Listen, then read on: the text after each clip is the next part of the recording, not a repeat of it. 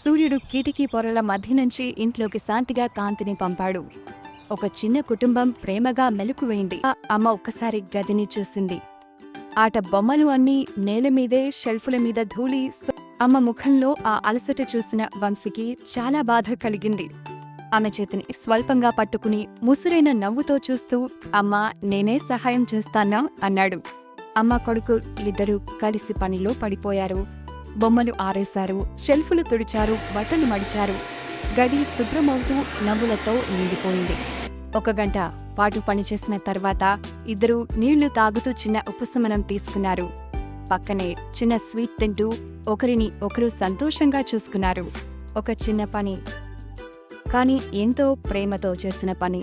వంశీ చేసిన సహాయం ఒక చిన్న చర్య కాదు, ఇది కుటుంబం అన్న భావనను మరింత బలంగా చేసింది.